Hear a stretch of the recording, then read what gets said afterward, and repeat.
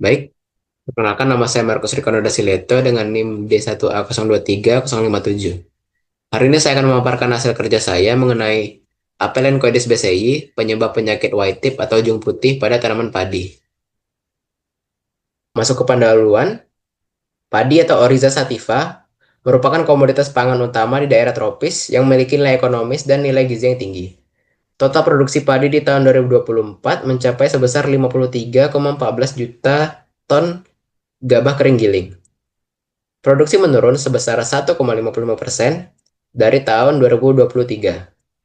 Salah satu kendala yang dialami pada produksi padi adalah gangguan penyakit tanaman yang disebabkan oleh cendawan, bakteri, virus, dan nematoda. Apelin-Coides BCI adalah nematoda foliar atau nematoda daun yang menyebabkan penyakit pucuk putih pada padi dan menyebar luas di wilayah produktif padi dunia.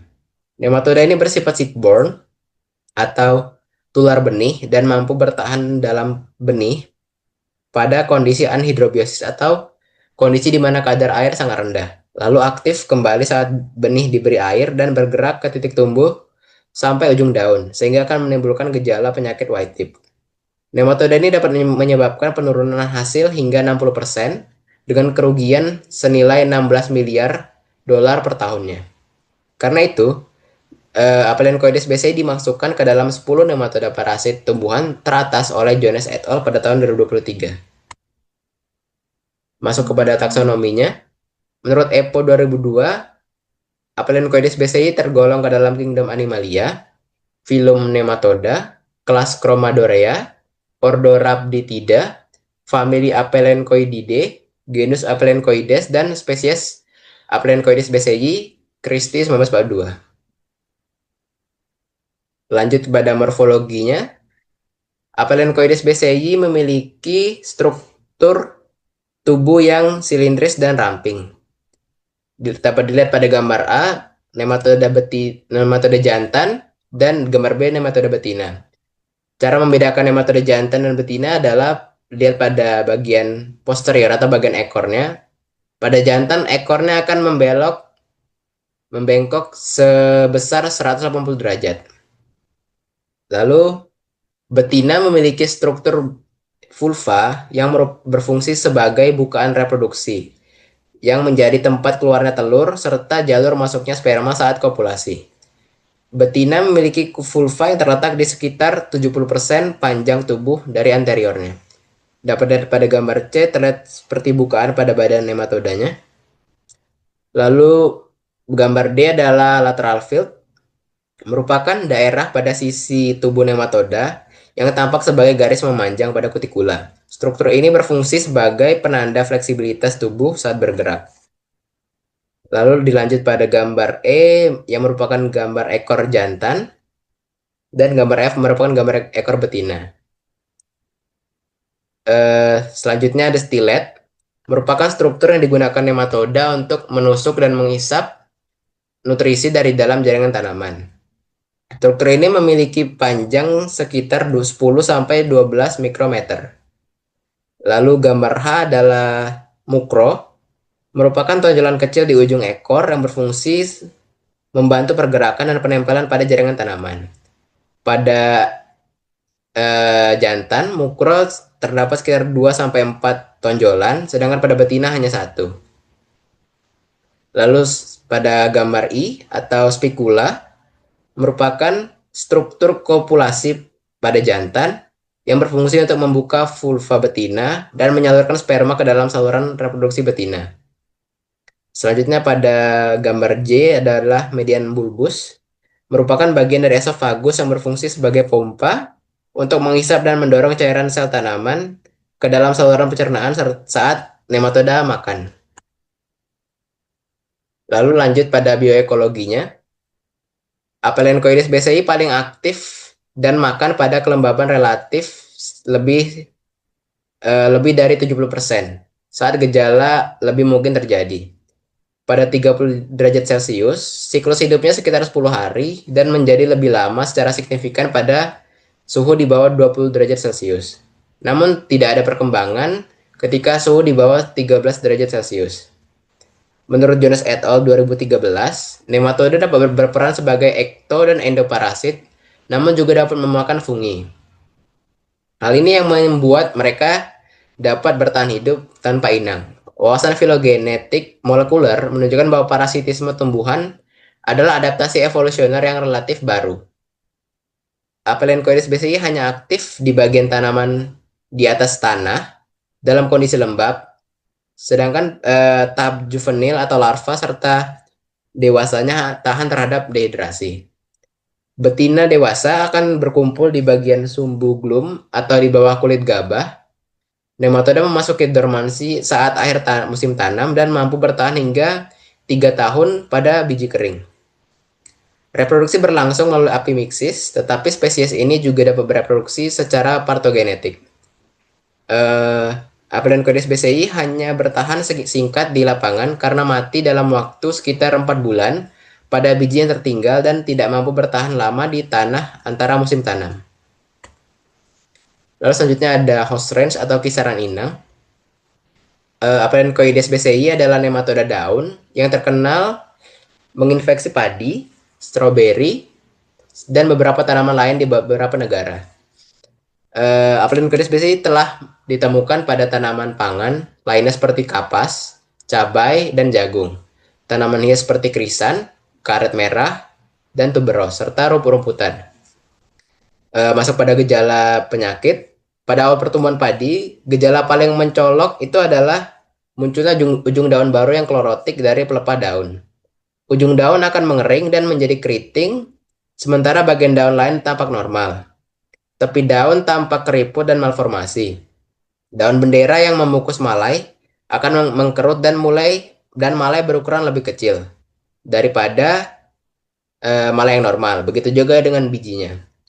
Jika terserang, malai yang dihasilkan akan lebih pendek dari normal, serta jumlah spikeletnya lebih sedikit dan proporsi biji yang terisi lebih kecil. Pada serangan parah, daun bendera akan terpuntir dan mencegah malai keluar secara penuh dari fase bunting. Malai juga tampak tegak, gabah menjadi kecil dan malformasi biji berubah warna dan mengalami retakan, serta tanaman akan matang terlambat dan menghasilkan malai yang steril. Dapat dilihat pada gambar di sebelah kiri di mana ujung daun tampak putih dan malformasi. Serta pada biji yang dihasilkan terlihat bercak-bercak hitam dan berubah warna. Sedangkan pada biji yang sehat itu terlihat putih. Ini di sebelah adalah malainya, sebelah kiri adalah malai yang sehat dan sebelah kanan malai yang terserang Aphelencoides BCI. Baik, selanjutnya ada penelitian. Dalam penelitian Liu et al. Tahun 2008, padi yang terinfeksi Aphelencoides BCI menimbulkan gejala yang khas untuk tiap kultivar. Kultivar Wuyunjing 7 menunjukkan simptom berupa panjang malai padi berkurang dan jumlah butir padi berkurang dibandingkan padi sehat.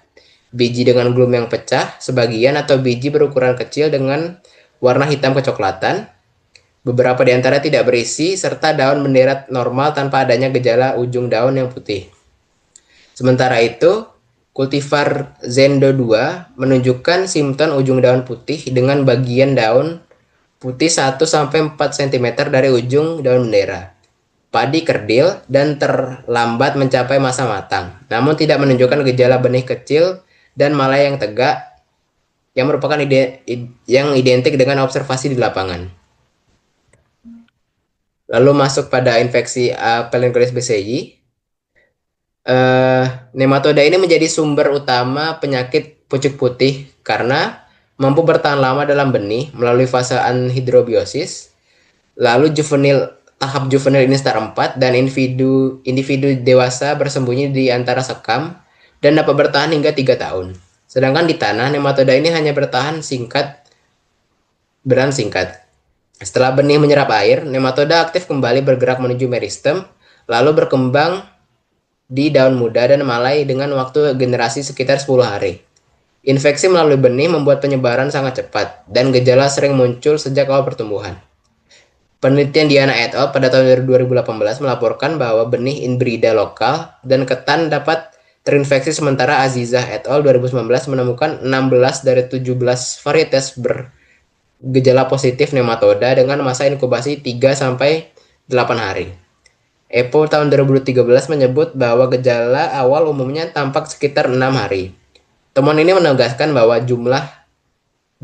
benih bersertifikat pun tidak menjamin bebas dari nematoda ini.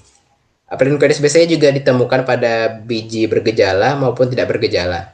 Menurut Ahmad 2017, setelah tanam, nematoda berada di sekitar meristem sebagai ektoparasit. Beberapa tanaman tetap tampak sehat meski terinfeksi. Jumlah nematoda tidak mempengaruhi gejala yang muncul pada tanaman. Jumlah populasi nematoda yang tinggi tidak selalu menyebabkan gejala pada tanaman, tetapi dapat menyebabkan penurunan hasil panen. Lalu lanjut pada pengendaliannya. Yang pertama, dapat menggunakan kultur teknis, di mana dengan penghilangan sumber inokulum seperti benih terinfeksi, sisa tanaman, dan gulma, yang merupakan langkah pengendalian penting. Godoy 2017 melaporkan bahwa penanaman padi lebih awal dari waktu tanam reguler dapat mengurangi peluang investasi, serta penanaman langsung ke air juga dapat menekan infeksi nematoda ini. Lalu varietas resisten. Penggunaan varietas resisten juga disarankan untuk pengendalian. Dilaporkan bahwa varietas Blue Bella, Labella, Lebonet, Bella Patna, Daun, dan BR Irga 409 sangat resisten terhadap Apeliocoides BCI. Pengendalian biologis, Arachnula impatiens membunuh larva dari Apeliocoides BCI, serta Arthrobotrys ovoformis, Arthrobotrys oligospora, Dactylaria candida, Candelabrella musiformis dapat memperangkap nematoda. Metabolit dari Irpex lacteus dan Aspergillus niger menyebabkan kematian nematoda.